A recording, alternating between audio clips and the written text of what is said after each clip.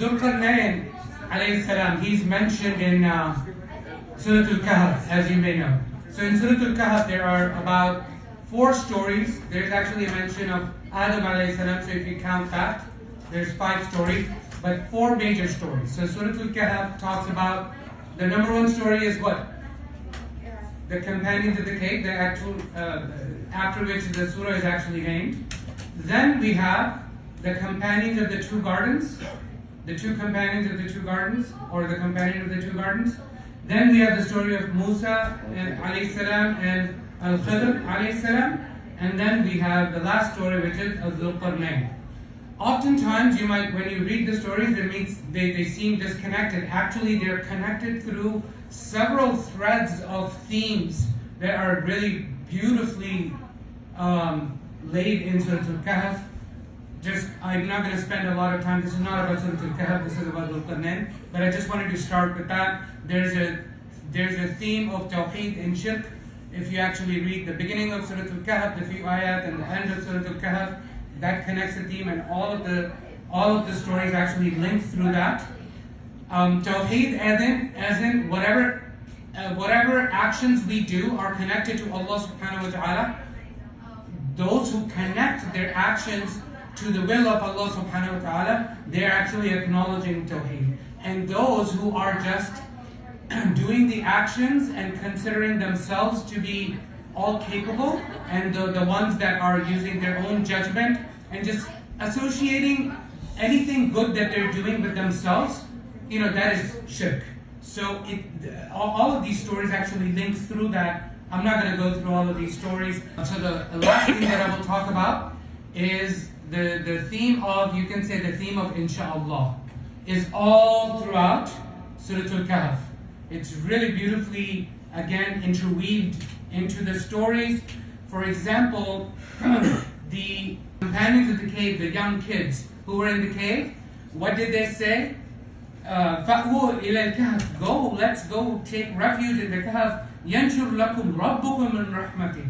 They associated that action immediately to Allah subhanahu wa ta'ala, that Allah subhanahu wa ta'ala will actually protect you and spread you with His mercy. And obviously the dua that we make, they also said that وَيُهَيِّئْ لَكُمْ مِنْ أَمْرِكُمْ مِرْفَقًا, and Allah subhanahu wa ta'ala will make things easy for you. They associated immediately with Allah. There in Surah al-Kahf, وَاتَّبَعَ هَوَاهُ وَكَانَ أَمْرُهُ فُرُطًا. And Allah subhanahu wa ta'ala is telling Rasulullah, do not obey those who are heedless of Allah subhanahu wa ta'ala. Again, heedless what? Whatever you're doing, you need to associate your intention, your sincerity to Allah subhanahu wa ta'ala. It's not about you, it's about what Allah enables you to do. Again, all of these stories in the Quran are really not there as stories. What the lessons that we need to read from them, inshallah, I will try to focus on those as much as possible. And Allah subhanahu wa ta'ala is saying whatever they're doing is for waste.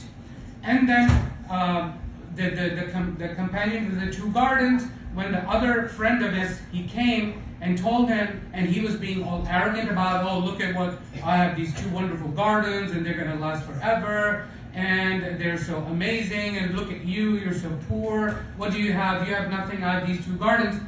What did he say to him? Why don't you say, MashaAllah, la hawla la quwwata illa billah? Why don't you say, MashaAllah? This is the will of Allah subhanahu wa ta'ala that you have all of this. And Allah can take it away from you and take it away from me. For example, in the story of Musa al-Khidr, alayhi salam, Musa alayhi salam himself, he promised Khidr. Khidr told Musa alayhi salam, you're going to have to be patient. I'm going to do things you're going to question. So he's like, سَتَجِدُنِي إِنشَاءَ اللَّهِ صَابِرًا. You will find me, inshaAllah, patient. And I will follow, I will not disobey you. And in Dhul Qarnain, we will study that as well. Now, let's talk about the reason why Surah al-Kahf came down. It's called Sabab al-Nuzul, or reason for revelation. I'm bringing this to you because it's actually a very, very interesting story. It'll connect back to the Surah and bring you some of the glimpses of what Rasulullah ﷺ was going through in the early Makki period. Rasulullah ﷺ is constantly being challenged and labeled many, many different names. You are crazy, waliya'udhu billah, you are mad, you are telling stories of the old, you must have learned it from somewhere else, this Quran, we don't believe it, you were a poet, etc., etc., etc. There are some other narrations, a few of them, they're weak a little bit, but inshallah, just for the sake of storytelling, we will share them. They're da'if, that the Quraysh of Makkah, they didn't know what to do with Rasulullah sallallahu alaihi wasallam, so they said, okay, he claims to be a prophet, we don't know what a prophet is. Obviously, the Arabs of Makkah have not come across a prophet in centuries, right? Isa alayhi salam came 500 plus years before Rasulullah sallallahu alaihi wasallam. Ismail alayhi salam is probably 1,000 plus, I can't do math, 1,500, something like that, a long time ago. Millennia ago. So they don't have a concept of a prophet. So it's like he's claiming to be a prophet. Let us go. We've heard like the Jews and Christians speak about prophets. Let us go and talk to the Jews and Christians and see what they have to say. What can they teach us about him being a prophet? So they went to the ahbar, the learned people, the scholars of the Jews. Some say they're in Medina, wallahu alam where exactly. But they went to the ahbar. And they said, okay, this is a situation, and they're like, okay, ask him 3 questions. Ask him 3 questions. If he answers those questions, then he is actually a true prophet. But if he is unable to answer those questions, then he's just making stuff up. Okay? So they went back to Rasulullah sallallahu alaihi wasallam. He asked them the 3 questions, and the tradition of Rasulullah sallallahu alaihi wasallam, he didn't know the answer to those questions. So when he doesn't know, does he just make up an answer? No, he doesn't. He's like, I will tell you tomorrow. He did not say inshallah. Do you understand why Surah al-Kahf is about inshallah? And all the themes are connected to inshallah? He didn't say inshallah. Allah subhanahu wa ta'ala did not send him a revelation for 15 days, the Hadith says. So what were those questions? The first question was, tell us about the young lads. Tell us about what they did. What was their affair? And then the second question, who is that man that had traveled the world really widely and went from east to west? And third question, ask him about the ruh. Tell him what he can tell you about the ruh. And then Rasulullah sallallahu alaihi wasallam didn't answer, but after 15 days, Rasulullah sallallahu alaihi wasallam was very depressed. And this is Surah al-Kahf also in the beginning talks about the depression of Rasulullah sallallahu alaihi wasallam. Allah subhanahu wa ta'ala says, فَلَعَلَّكَ بَاخِعٌ نَفْسَكَ عَنْ آثَارِهِمْ إِن لَّمْ يُؤْمِنُوا بِهَذَا الْحَدِيثِ أَسَفًا. Are you going to kill yourself because that they are not believing in you? Are you going to be depressed like this? No. And then the story continues. We will talk about that some other time. And then after the story of the cave, Allah subhanahu wa ta'ala then tells Rasulullah sallallahu alaihi wasallam, وَلَا تَقُولُنَّ لِشَيْءٍ إِنِّي فَاعِلٌ ذَلِكَ غَدًا. Don't ever say that I'm going to do such and such thing tomorrow, إِلَّا أَن يَشَاءَ اللَّهُ. Except that you say, inshallah. So Allah subhanahu wa ta'ala was teaching him, sallallahu alayhi wa sallam, a lesson through that. وَاذْكُرْ رَبَّكَ إِذَا نَسِيتَ. Which means if you forget to say inshallah at a particular time, you can say it later. Then remember Allah if you forget. And the story continues. So this is the story. So after 15 days, the revelation comes down and Allah subhanahu wa ta'ala answers all those questions. The 3 questions, what were they? Who are the young chaps that, what did they do? Okay, that came before you some time ago. 2, who is that man that's gone east and west? And 3, what is ruh? So what is ruh? That's all answered. It is from, Allah subhanahu wa ta'ala says, يَسْأَلُونَكَ عَنِ الرُّوحِ قُلْ. Yes, it is from the affair of Allah subhanahu wa ta'ala. That's a very deep ayah. I don't really like this translation, but we're going to park that and we're going to talk about it another day, inshallah. Okay, number 2.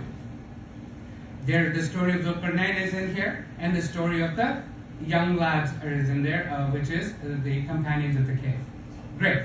So, where is this Quranic passage? It is in Surah al-Kahf. It's the last story. It starts from ayah 83. So Allah subhanahu wa ta'ala, often in the Quran, whenever you know that a question was asked to Rasulullah sallallahu alaihi wasallam, if the ayah begins with يَسْأَلُونَكَ, they are asking you. So this ayah also starts with يَسْأَلُونَكَ عَنْ ذِي الْقَرْنَيْن. They're asking you about Dhul Qarnain. قُلْ, tell them, سَأَتْلُ عَلَيْكُم مِّنْهُ ذِكْرًا. I will tell you something about him. Meaning, not the full story, not everything, just enough details that will confirm your prophethood, O Rasulullah. I'm filling in the blanks here.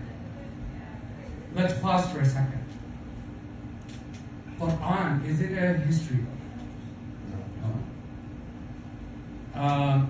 Is in the Torah and the Bible, the Hebrew Bible and the New Testament, is there a lot of history? Yes. Does it take away from the message? Absolutely. If you've ever tried to read the Tanakh, the Hebrew Bible, you will get lost. That's how much detail is in there. So Allah subhanahu wa ta'ala in the Quran has removed that burden. And what do we know? What is the first ayah of Surah Al-Baqarah says? First few ayahs. Alif Lam Mim, ذَلِكَ الْكِتَابُ لَا رَيْبَ فِيهِ هُدًى لِلْمُتَّقِينَ. It is a guidance for those who fear Allah. So Quran primarily is a book of guidance. Why does it bring stories? It brings stories anecdotally to give us wisdom. Does it have a lot of details? It absolutely doesn't have a lot of details. It doesn't. It's by design. Because the point is not the details. What was the name of that woman that invited all these ladies and they cut their hands when they saw Yusuf alayhi salam? What was their name? What was the name of the ladies? Don't care, don't matter. Right? Doesn't matter. So, for example, even in the story of the cave, of those young kids, in the end, people argued, okay, how many were they? Were they so many? Was the last one their dog? Were they 9? Were they 10? Were they 5? Were they 3? Were they 2? Whatever. So Allah subhanahu wa ta'ala in that story toward the end tells us it doesn't matter, only Allah knows how many there were. And this is how long they were asleep. It doesn't matter. The whole point of that story is details don't matter. Why don't you focus on wisdom? So same thing on Dhul Qarnain now. We're not going to have a lot of details. So we're going to have to piece all these things together because we like stories. We like to piece things together. But Allah subhanahu wa ta'ala wants us to actually exert energy too and find out the details as much as we can. Alhamdulillah Rabbil Alameen. Okay, so that's what we will embark on doing today. So Allah subhanahu wa ta'ala says, they ask you about Dhul Qarnain, tell them that I'm going to tell you something about Dhul Qarnain. What? Number one, إِنَّا مَكَّنَّا لَهُ فِي الْأَرْضِ. We established him on earth. We give him a lot of strength and power. وَآتَيْنَاهُ مِنْ كُلِّ شَيْءٍ سَبَبًا. And we gave him all kinds of resources and needs. Sabab, asbab, meaning all kinds of resources. He had all kinds of resources, and his dominion reached far, far away. So let's kind of just summarize. Dhul Qarnain. What is this his title or is this his name? No, it's not his name, it's his title. We'll talk about its meaning in a second. He traveled east and west. He, like I said, he has vast dominion and territories he conquered over. He subdued the inhabitants with perfect justice. He was a just ruler and an emperor. He was victorious wherever he went. And some actually stories suggest he was even a prophet, or some say he was an angel.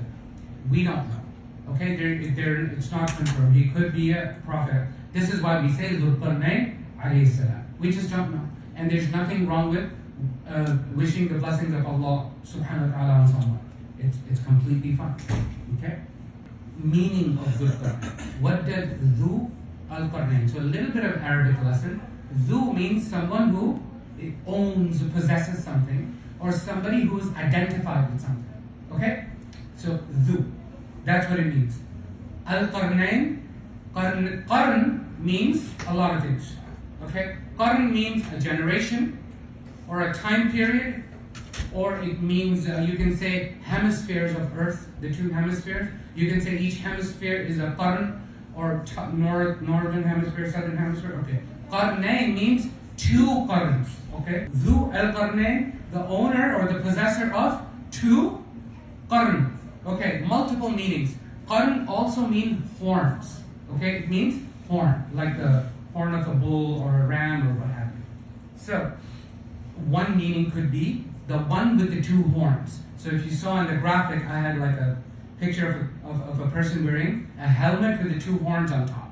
That is possible. Emperors back then, they wanted to, people used to wear scary, attractive helmets that kind of showed them how powerful they were, to show the people that there was something, People wear medals and everything today, right? They used to do that on their helmets. So that could be one reason. The other is, back then, powerful people, to look fierce, they had like two huge ponytails. Men had two big ponytails. They had really long hair, and they used to, maybe it could be that, the one with the two horns. The one of two time periods or generations. For example, Qarn is used, it could be that he spanned two different generations. Wallahu alam.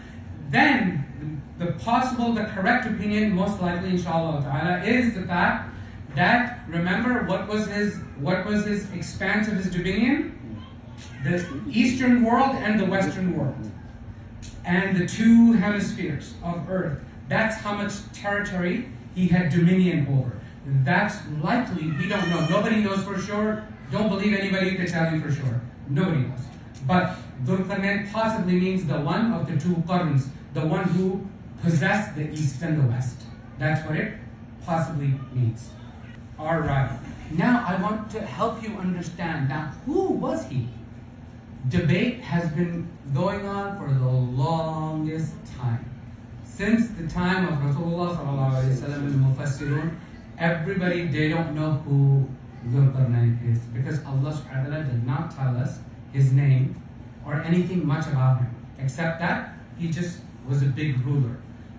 I have a whole ancient empires. I have like how many? I don't know, 20 empires that I'm going to briefly just run over, just to kind of give you an idea. The first ever empire was the Egyptian empire around the River Nile, right? The Egyptian, it's called the Old Egyptian Kingdom. Then we had, some little ones and some little ones. This is not really majestic, right? It's really not that big. The Middle Egyptian kingdom. Then we have the dynasty of Ur, before Ibrahim alayhi salam is there. Then we have the Babylonian Empire. That was the early Babylonian Empire. We have the Mitanni Empire. This is all chronological. I'm not expecting you to memorize. I'm just trying to give you an idea, like in your head, just pictures of how the empires are expanding. The Egyptian kingdom, the new Egyptian kingdom. This is the time of Musa alayhi salam. Okay? This is the time of possibly Musa alayhi salam, and so on and so forth. The Hittite Empire, etc., etc., etc. Now, now that you've confounded just a little bit, let's look at three really large empires. Well, two large candidates that were super large. The first one, let's talk about it, is called the Achaemenid Empire. That's what it's called. Persian Empire. Okay? Persian Empire, Achaemenid Empire. It was huge. It went all the way from India to the end of this Turkey, right? And some say they had, and then it grew more later on. Okay? It was vast, huge. So that's one candidate, Achaemenid Empire. Okay? I'll come back to the other thing. The other is the Macedonian Empire. Who's the one famous person? Alexander the Great. Everybody thinks Dhul Qarnain is Alexander the Great. But there's a huge problem with that assumption. So we'll come back to that in a second. Let's talk about Achaemenid Empire. It's really large, right? Who's the neighboring empire of the Achaemenid Empire? So just to let you know, this green is the Achaemenid Empire as it's growing. So Achaemenid Empire around 500 BC, okay? Then there's the Babylonian Empire, which is in the blue over here. So a little bit of a story, then we'll come back. The Jews, they're divided into their 12 kingdoms now, later on, after Musa alayhi salam, much later after Musa alayhi salam. there was civil war, there were surrounding empires that are trying to destroy them. Just like, well, in the old days stuff used to happen, nothing necessarily against Jews, okay? It used to happen. They're left with, so the temple, the masjid of Sulaiman alayhi salam, the first temple is destroyed. Destroyed. Who destroyed them? Nebuchadnezzar. Who was he? Babylonian emperor. Destroyed them. Then he took the Jews as hostages. Some say like 40,000 Jews, if I remember correctly. They were taken as hostages into Babylonia. Achaemenid Empire is growing. Achaemenid Empire swallows Babylonia. And there was a ruler there who was the founder of the Achaemenid Empire. His name was Cyrus. Okay, that was his name, the Persian guy. Okay? King Cyrus the Great. He was a just ruler. He was so good that he not only defeated Nebuchadnezzar, he let the Jews actually release, and he took them safely into Palestine, into Jerusalem. Okay. Me personally, I lean to Cyrus the Great being the Dhul Qarnain, most likely, I don't know. Again, it could be. So, do we know if he was a historic figure or a prehistoric figure? You guys know what I mean by that? Historic figures are known figures. There's prehistoric figures, we have no idea who they are. A lot of stuff happened, Human beings just started writing history, maybe 8,000 years ago or something like that. Before that, there's no known history. So it could be a prehistoric figure, but if it is a historic figure, then in my opinion, it is most likely Cyrus. Other people say Darius. Who's Darius? Well, he was part of also the Achaemenid Empire. He was another very, very, very just emperor. Cyrus the Great founded Achaemenid Empire. Darius came a couple of generations after, and he was also very nice. So some people say it's Darius. For me, it's a flip of the coin. However, why do I lean toward Cyrus being Dhul Qarnain? Is because he's also mentioned in the Torah. He's mentioned in the Torah. And he's spoken really highly of. Why? Because he was the one who saved the Jews from Nebuchadnezzar and sent them back to Palestine and released them and freed them. So, for me, Surah al-Kahf and Quran in general speaks more so about the stories of the Judaic stories and the Christian stories, right? So for me, I lean to that. Allah knows best. But there was a lot of emperors. Eventually, Achaemenid Empire got destroyed later on and swallowed by others. Why not Alexander the Great? So he had a pretty large kingdom too. For example, we say in Urdu, we say Skandar.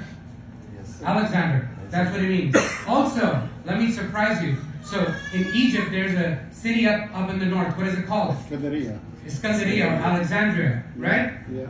He started from there. That's Macedonia of old. Okay, around 330 BC, all the way to east. Where? During the post 9/11 era, you heard this a lot when there was an invasion on Afghanistan. What was that one city where they kept talking about? Kandahar. Guess what that means? That city is named after Skandar, Alexander. Kandahar. That's what it is. So his expanse was all the way from there. Guess how long it lasted? Hardly anything. He was deviant, sexually deviant person, drunkard, lots of questions. However, we know about Dhul Qarnain. He was a just man, a righteous person. He was a monotheist. Dhul Qarnain. Okay, so it's not Alexander the Great because he was not a monotheist. He was a Hellenistic person who believed in, multiple idol worship and pantheons of God and all of this. And we don't have time to talk about Hellenism. I do have some stories. If you're interested, we can go get into that. Now, let's go back to the Quran. Quran is our anchor. So we started with the two ayat in the Quran. They asked about Dhul Qarnain.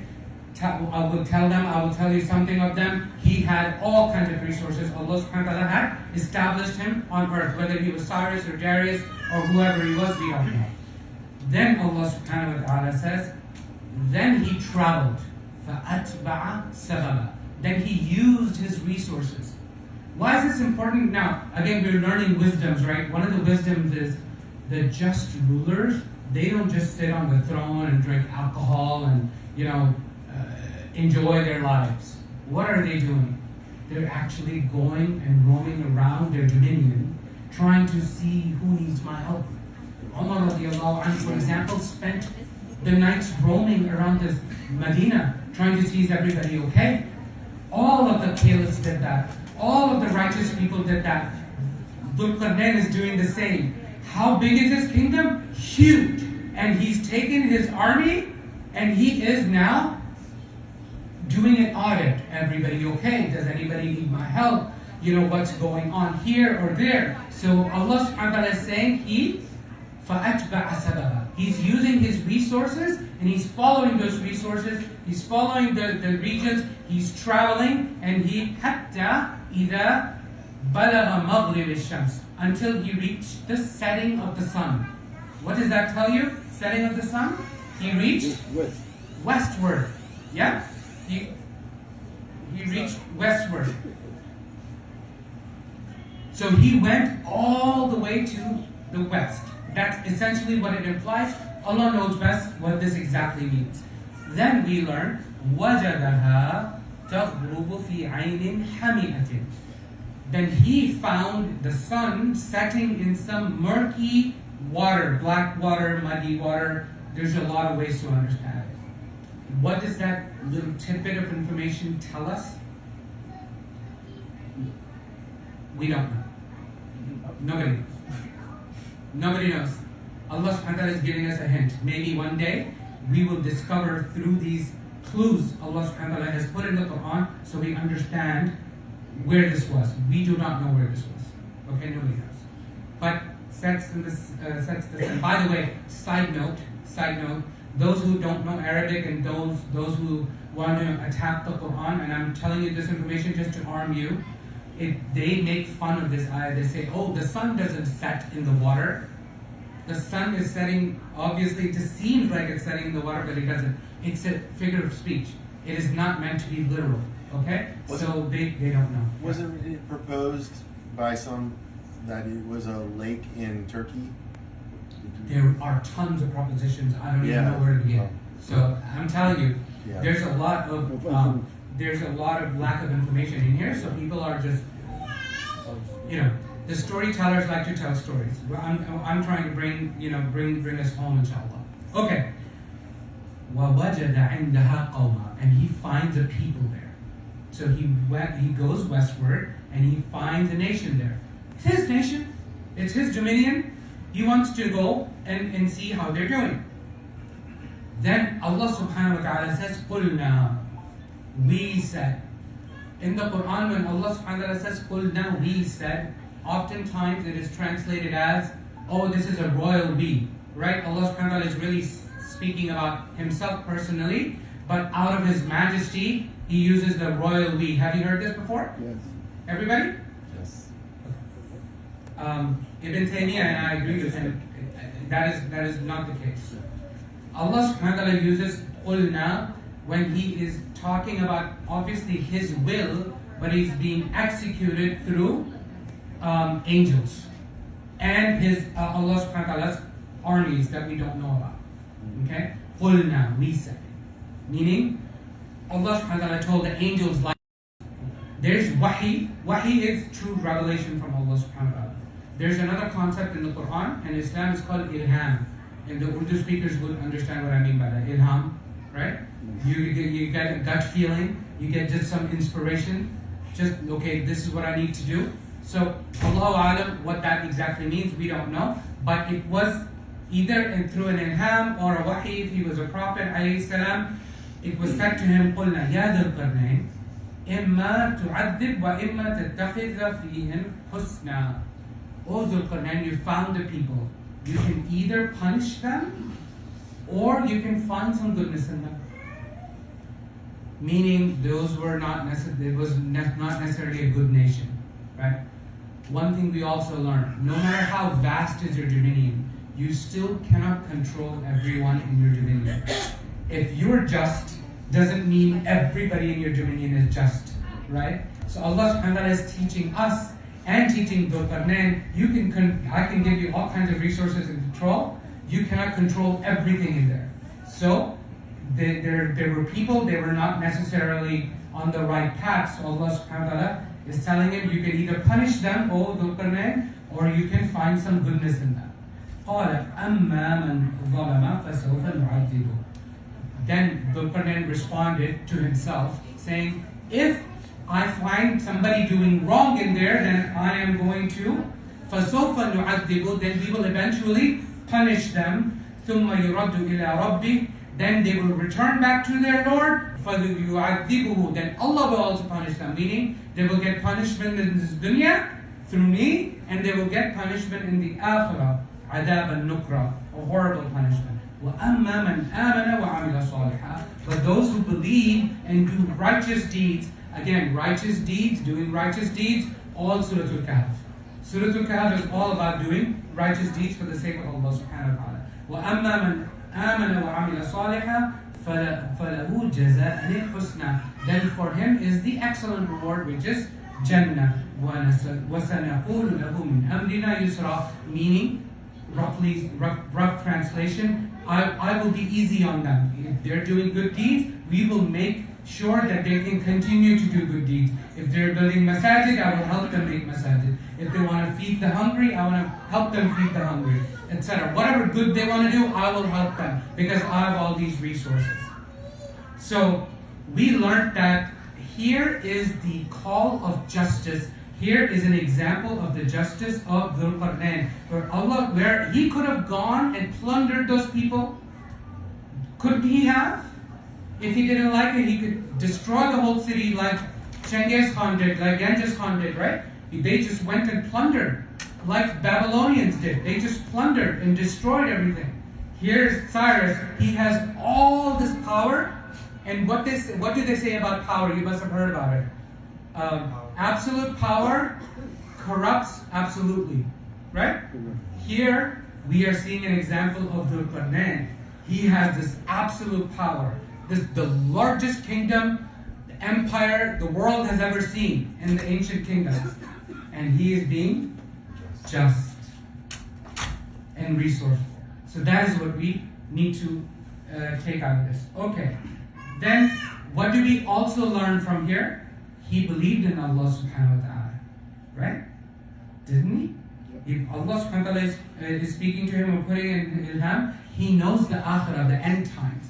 He knows that I can punish them and then Allah will punish them. They will return back to their Lord and Allah will punish them. So is he a monotheist? Yes, he is. Is he a Muslim? Yes. Look at the Quran. It's telling us he's one God. And he knows that people will pay for their deeds in this world and in the akhirah, and in the end they will get Jannah. So it's all in here. There's so much depth in here. I'm just going to move on. Next travel. The second nation he goes to, ثُمَّ أَتْبَعَ سَبَبًا. Then he went and traveled and utilized his resources حَتَّى إِذَا بَلَغَ مَطْلِعَ الشَّمْسِ. Until he reached the rising of the sun. So where did he go? Eastward. وَجَدَهَا تَطْلُعُ عَلَى قَوْمٍ. He found that the sun is rising upon a nation. لَمْ نَجْعَلْ لَهُمْ مِنْ دُونِهَا سِتْرًا. They cannot find any protection from it. Meaning the sun is blazing on those people, and those people have no protection against the sun. What does that tell you? Several things. It could be a plain or a plateau, right? It could be desert. And those people, some Mufassirun say they're not wearing clothes. Meaning, again, it is to humble Dhul Qarnain. He is the most powerful emperor of his time. He finds people that are not on his path. They're doing wrong things. Then he finds people he can't even help. He can't help them. He hasn't been able to help them. They can't even seek protection from the natural elements, let alone having a home. They have no home. So some of us say they were living in caves or what have you, or they were night creepers, they were coming out at night. So again, all of these stories are interesting, but what is the wisdom here? The wisdom is, Allah subhanahu wa ta'ala then says, كَذَلِكَ. This is how it is. Meaning, this is my will on those people. My will that these people will live without any protection from the sun. They get baked. That's the will of Allah. And the will of Allah that Dhul Qarnain can't do anything about it. He has all of these resources and he can't do anything about it. Allah says, كَذَلِكَ وَقَدْ أَحَطْنَا بِمَا لَدَيْهِ خُبْرًا. And then we know everything about him. We have all news about Dhul Qarnain. We know what he can do and what he can't do. He can't save those people. We don't know whether he ended up, building homes for them and shelters and what have you. We don't have any idea. But again, what we're learning here, Allah subhanahu wa ta'ala is telling us another theme in Surah al-Kahf is power. Power. And Allah saying, no matter how much power human beings get, كَذَلِكَ, this is what I will. That will happen. What will happen will be my will. Don't matter how powerful you are. Right? These are some of the wisdoms. Just an interesting little thing, population density. Just to kind of help you picture where people actually live in the world. If you actually live, I know it's not super clear, but there is behind the Himalayas, there's a treacherous mountainous range, Tibetan range and Karakoram range and all that stuff. Hard planes don't even fly over that. That's how treacherous it is. Could be those plains. It could be the Sahara. All of the yellow pieces that you see, nobody lives there in the world. Even today, nobody lives there. We think Australia is a pretty large continent. Look where people live. Hardly anybody lives in the middle. It's all in the edges, right? Look at the north. Russia is so big, right? No. Nobody lives there in the tundras, right? Nobody lives in the Antarcticas, in the Greenland and Iceland. Look at the gap, huge gap. Even in the United States, we think United States, all that. This is called that. You see, there's a straight line smack in the middle of the U.S. Nobody lives hardly. The population density is so small to the west of, let's say, Mississippi. Very few people live there. Okay, just to give you an idea, this is the nighttime view. All right, let's go back to the Quran. I just wanted to kind of give you an idea where some of those. So, has the Earth been explored fully? No. Google has mapped everything, but have human beings been gone everywhere? No. They don't know where stuff is. So we don't know. There's still to learn. There are clues in the Quran that are telling us these things. Third nation. ثُمَّ أَتْبَعَ سَبَبًا. Then he continues to move and go forward. Now this is the most interesting part, this third nation, inshallah. We have a lot of detail. Quran gives us a lot of detail about that. حَتَّى إِذَا بَلَغَ بَيْنَ السَّدَّيْنِ. Now, why did I talk about population density? Is because we don't know where this is. Until he reached a valley between two mountains. We don't know where that is. Nobody knows. Okay? حَتَّى إِذَا بَلَغَ. So we don't know whether it was in the middle of his kingdom or outside of the kingdom. We don't know. وَجَدَ مِن دُونِهِمَا قَوْمًا. He found between those two mountains a nation. لا يكادون يفقهون قولا.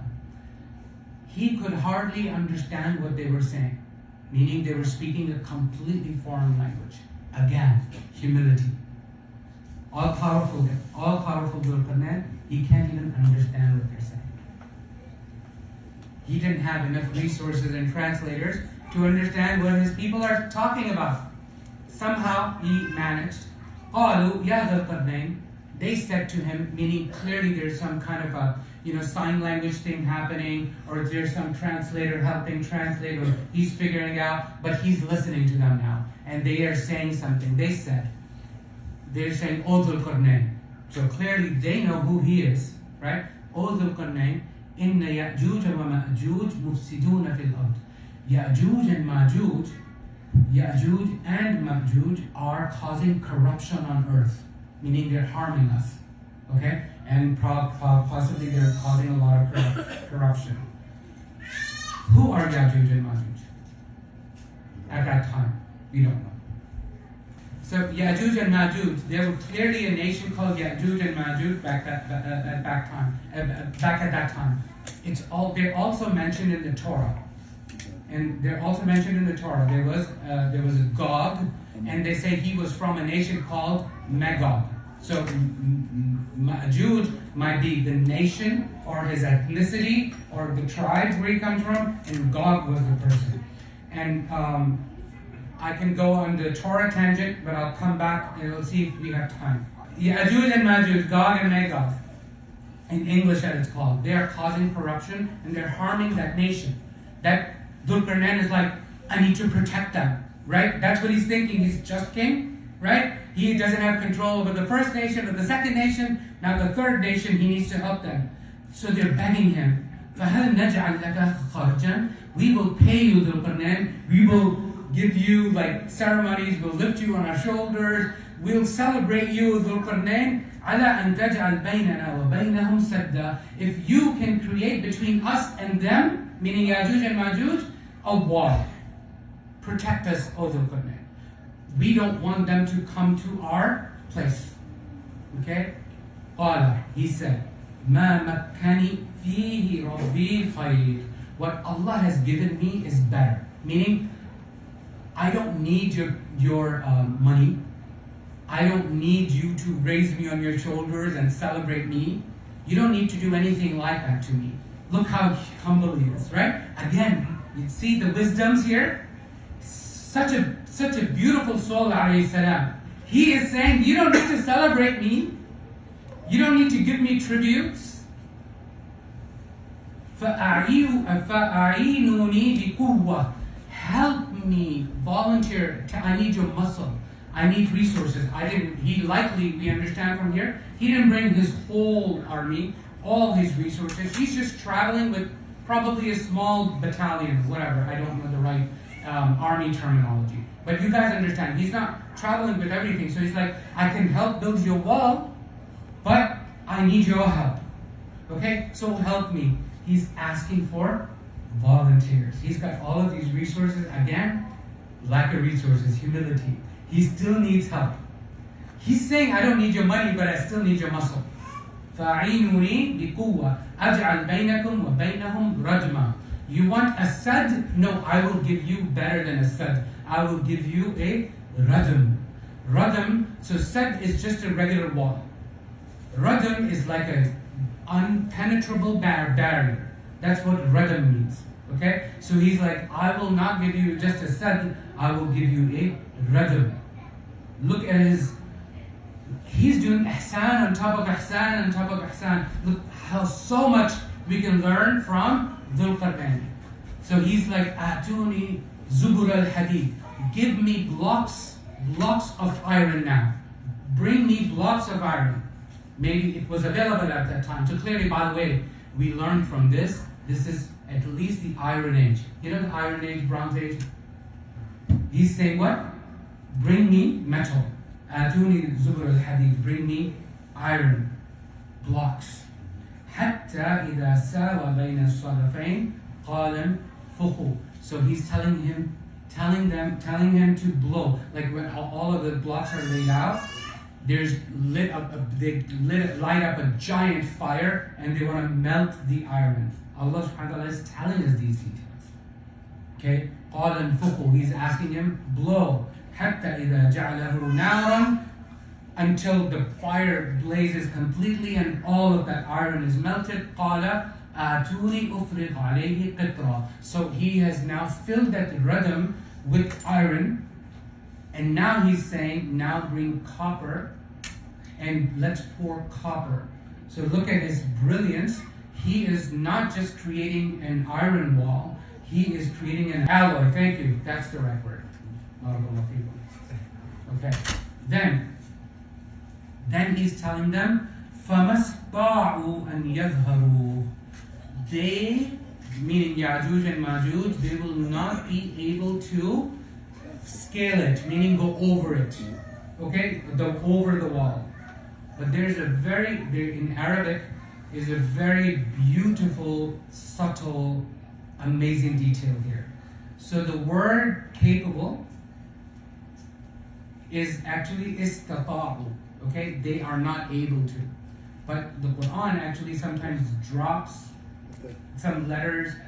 It's Arabic detail. The Arabs will enjoy. It doesn't say istata'u. It says ista'u. In Arabic rhetoric, this is done to make something even small. Okay? Meaning, not just they will not be able to, they will not hardly ever, they will never ever be able to. Ista'u.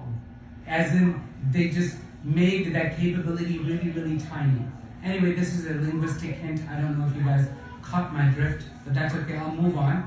وَمَا اسْتَطَاعُوا لَهُ نَقْبًا, and they will not be able to burrow through it, the wall. They can't make a hole through it. Yajuj and Majuj.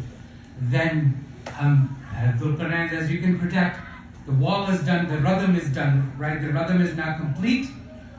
The nation is safe. Quran moves fast, okay? When it tells stories, Quran moves super fast, okay?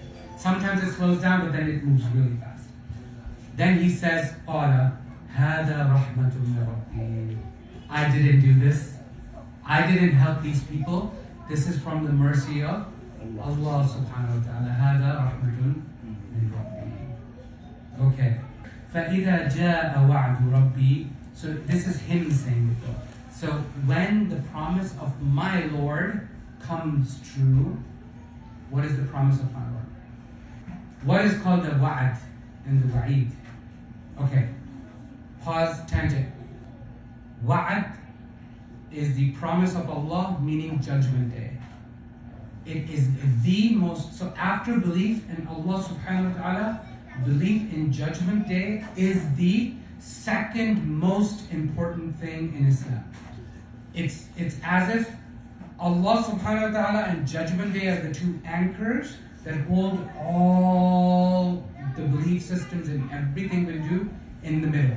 For example, belief in Rasulullah sallallahu alaihi wasallam and the prophets and the angels and everything. What is the purpose? It's to bring us guidance so that we can be ready for that day.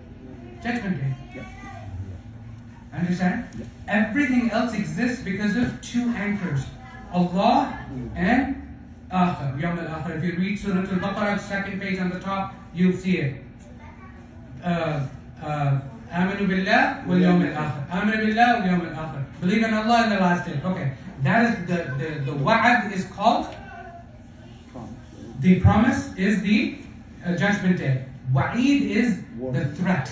It's called the threat. Anyway, so he's saying, فَإِذَا جَاءَ وَعْدُ رَبِّي, when the promise of my Lord comes true, because we know Dhul Qarnain believes in the last day, right? Okay, when the promise of my Lord comes true, جَعَلَهُ دَكَّا. This wall that I built,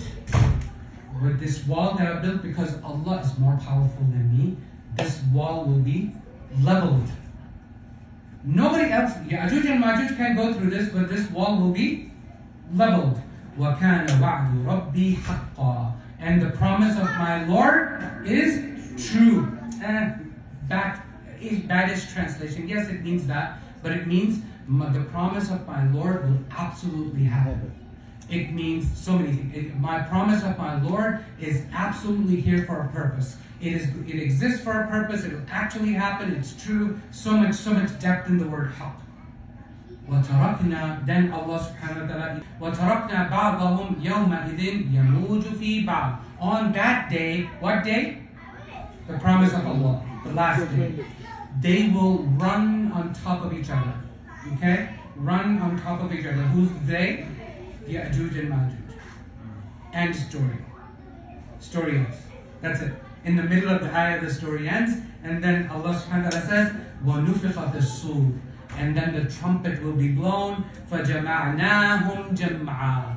Then they all will be gathered. Who's the they here? It's everyone. It's all of us. Then we all will be gathered. They all will be gathered. وَعَرَضْنَا جَهَنَّمْ. And then Jahannam will be presented to everyone. We all will see it. Whether we will go to Jannah, may Allah subhanahu wa ta'ala make us from among them, and whether we don't ever want to go to hellfire. May Allah subhanahu wa ta'ala protect us, continue to protect us.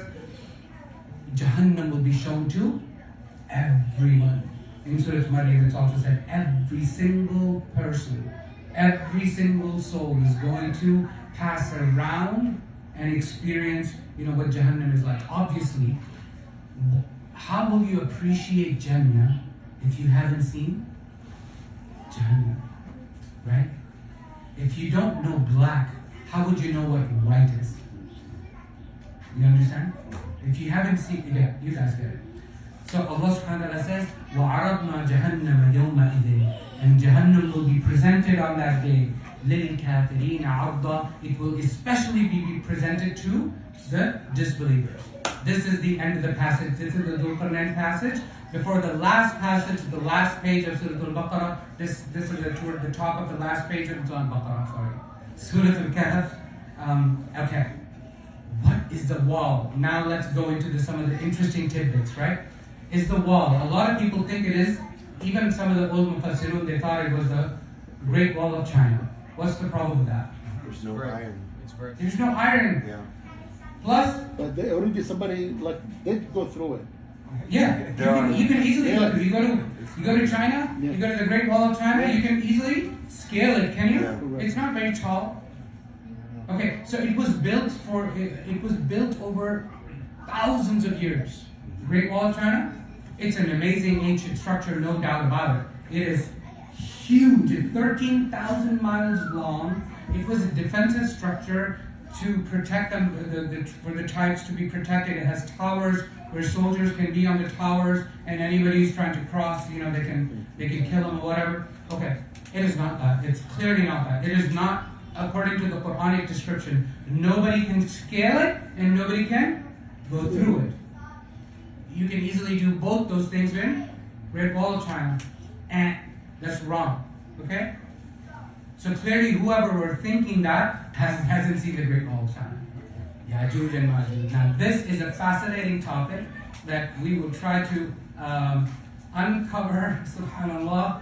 But Allah subhanahu wa ta'ala speaks about Yajuj and Majuj twice in the Quran. We've already seen the first mention, right?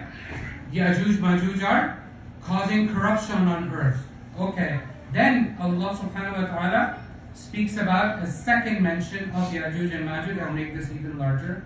Allah subhanahu wa ta'ala says, Hatta idha futihat Yajuj wa Majuj. Allah subhanahu wa ta'ala is talking about the end times. Until the end times when Yajuj and Majuj are released. Hatta idha futihat Yajuj wa Majuj wa hum min kulli hadabin yansilun. And they are descending from every single high place. Meaning there are going to be tons of Yajuj and Majuj toward the end of time. They will be coming from all over the place. They will be swarming. Just to kind of give you an idea, very few people understand it, but I want to give you a framework today so that you understand a little bit about Islamic eschatology. Islamic eschatology, the study of the end times. Okay? Study of the end times. It has a lot of parallels with Christianity and Judaism as well. So Rasulullah ﷺ, in a very famous hadith, tells us that he was one day walking, the Sahaba were discussing something, and Rasulullah ﷺ passed by. He's like, what are you guys discussing? They're like, we're discussing the last hour. He's like, it will not arrive, the last hour will not come until 10 things happen. Okay, everybody ready now? Yeah. Everybody ready? Okay, alhamdulillah. First one. Okay, this is not in a particular order, so don't go by the order. First one, Rasulullah ﷺ said in this hadith, in Muslim, Dukhan, there will be smoke. There will be number 2, Dajjal. 3, there will be a beast. One beast. Not the Dajjal. Beast. Then, وَطُلُوعِ الشَّمْسِ مِنْ مَغْرِبِهَا, the sun will rise from the west. وَنُزُولُ عِيسَى ibn Maryam, and Isa alayhi salam is going to descend. وَيَأْجُوجُ مَأْجُوجُ is number 6 here on this list. Yajuj and Majuj are also the signs of the Day of Judgment. وَثَلَاثَةَ خُسُوفٍ, and there will be 3 earthquakes. Okay? Or you can say eclipses, but earthquakes is how they're understood. There will be 3 different earthquakes. So that's 7, 8, and 9. You understand? So first one, smoke. Second one, Dajjal. Third one, the beast. Fourth one, sun rising from the west. Then Isa ibn Maryam, 5, Yajuj and Majuj, 6, the 3 earthquakes, 1 in the east, okay, of the world, 1 in the western part of the world, 1 in the middle of the world. So these earthquakes in the end of times are going to be so ginormous, they will destroy most of the earth. May Allah subhanahu wa ta'ala protect us. We never, ever, ever, ever want to be around when these things are happening. I promise you, may Allah subhanahu wa ta'ala give us protection and our children protection. 3 earthquakes are going to happen. So that's 7, 8, and 9. 10, astaghfirullah, there is going to be a fire. There's going to be a fire that is going to gather the people and usher everyone, all of the people left alive by that time, to the land of the gathering. And it is understood to be Sham, where everybody will be gathered, and that's where the world will end. Wallahu a'lam. So these are the 10 signs. What is the sign there? Yes? Yajuj and Majuj, yes. What about when time feels to go faster? Isn't that a sign of danger? Excellent. Wow, mashallah. Wow. That's good. This is a brilliant question. Okay. These 10 signs that I told you are called the major signs. Ashrat al-Sa'at al-Kubra. These are called the major signs of the Day of Judgment. There are minor signs of Day of Judgment, meaning not from these 10. For example, have you heard of the coming of the Mahdi? It's considered one of the minor signs of the Day of Judgment. Have you heard of stuff like people are not going to be people are going to be extravagant, alcohol will be everywhere, all of these other things that we hear about, right? People are going to be wearing tight clothes, there's going to be nudity, and all of this stuff everywhere, right? All that stuff. Those are called the minor signs of their judgment. They will all happen before. And there will be war and famine, and there's going to be killing and murder, and Rasulullah says there will be haraj, there will be killing everywhere. Yes, question? Yes, real quick. Sorry. Yes. So No, sorry. This is why we're here. Where are the minor signs mentioned then, and what about the signs? They are mentioned in several hadith. So all of these are called trends. There's going to be trends. For example, people competing in building tall buildings. All of those are the minor signs of the Day of Judgment. Okay? So if you actually study all of these minor signs and look at all of the numerous hadith that speak about them, they are all trends. They are not necessarily bad in and of themselves. For example, you must have heard women will outnumber men. Okay? Is that a good thing, bad thing? No. It's just a thing. It's just something. It's a hallmark. Why is this important?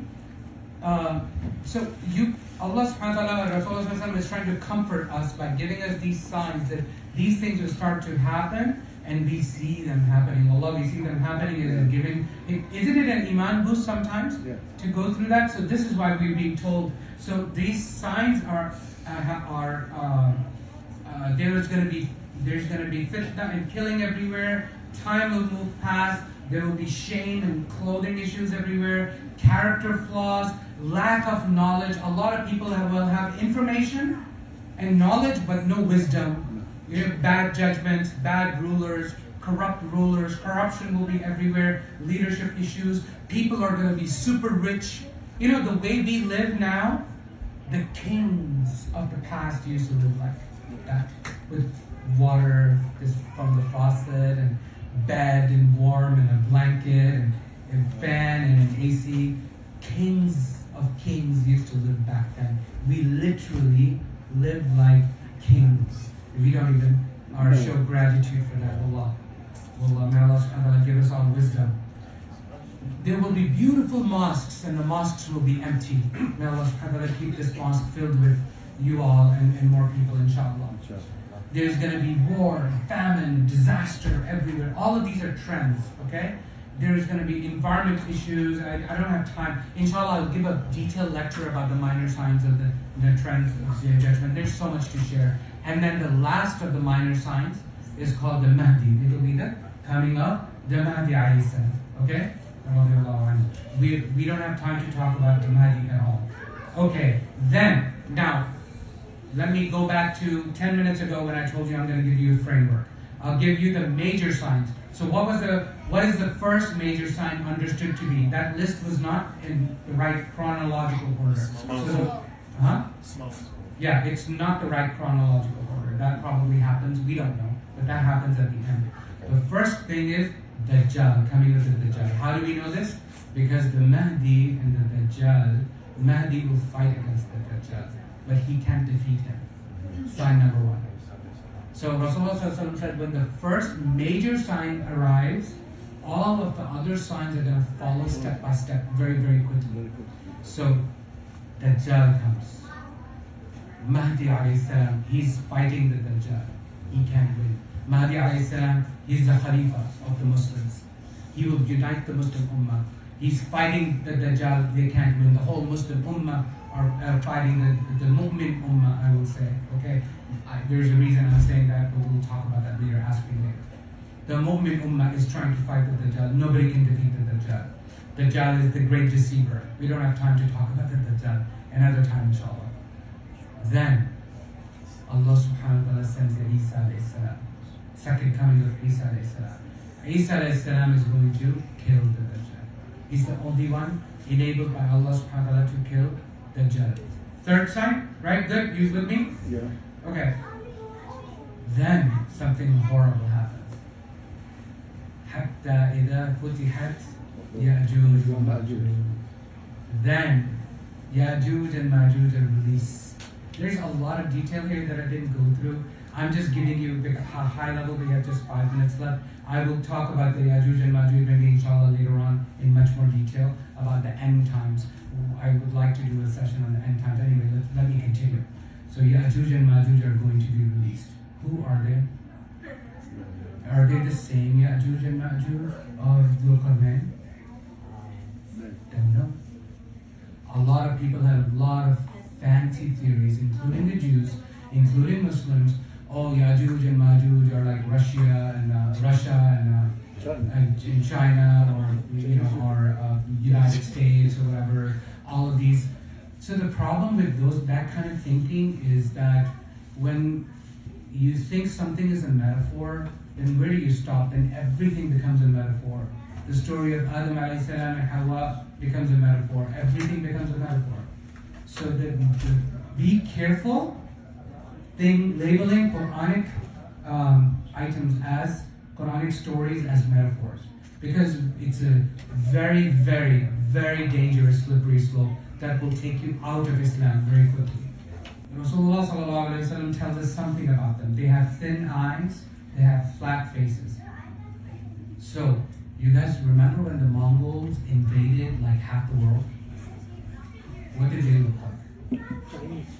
Yeah, they were Mongols. What did they look like? Tiny eyes, flat faces, flat noses?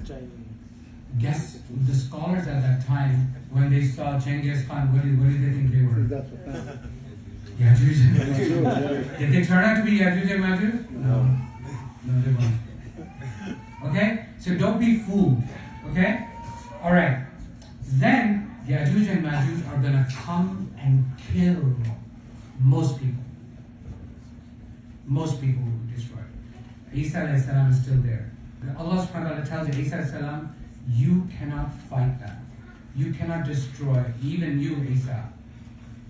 Alayhi salam. You cannot kill Yajuj and Majuj. There's so many. They're like ants, like swarming, right?